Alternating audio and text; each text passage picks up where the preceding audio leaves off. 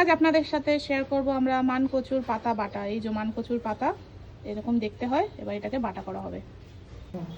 মানকচুর পাতা এই মাঝখান থেকে বেরোবে কচি, সেই পাতা নিতে হবে। এই যে আপনারা দেখেন এই পাতা, একদম কচি পাতা খুলে দেখাও।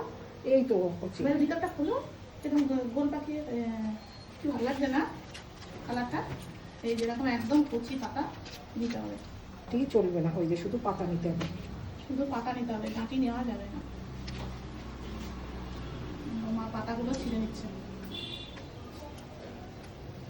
এখানে তোমার পাতাগুলো ছিঁড়ে নিচ্ছে ধুয়ে। আর এখানে লাগবে হচ্ছে নুন, হলুদ, রসুন আর কাঁচা লঙ্কা। কড়াইতে এখানে জল বসে গেছে গরম হওয়ার জন্য, আর মা দিয়ে দেবে এখানে এবার এই পাতাগুলো কুচিয়ে রাখা, সেদ্ধ হবে। চাপা দিয়ে এটা সেদ্ধ হবে। কতক্ষণ লাগবে? ওই 5 মিনিট মতো। 5 মিনিট মতো।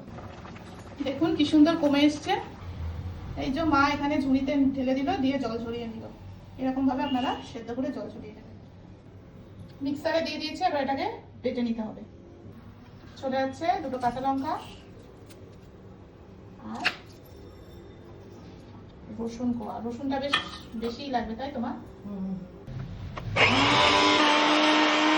কচুর মানকচুর পাতা বাটা হয়ে গেছে, এবার কড়াইতে যাবে। সর্ষের তেল চলে যাচ্ছে কড়াইতে, কালো জিরে চলে যাচ্ছে, নুন হলুদ দিয়ে মা এটাকে মাখিয়ে নিল। এবার এটা চলে যাবে একদম গরম তেলে। দেখে কালো জিরে বাটা খায়, মানে ট্রাই করবে? একদম কালো জিরে বাটা ট্রাই করতে হবে।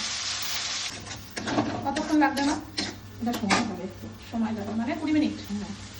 একটু জোরে হবে না মিডিয়াম? মিডিয়ামে দিয়ে এটা এখন হবে আস্তে আস্তে। এই দেখুন কতটা ছিল আর একদম কতটা হয়েছে। একদম এরকম যখন দেখবেন ডার্ক গ্রিন কালার হয়ে এসছে, তখন জানবেন যেটা রেডি হয়ে গেছে, তাই তো মা? একদম রেডি আমাদের মানকচুর পাতা বাটা। বিশাল খাই।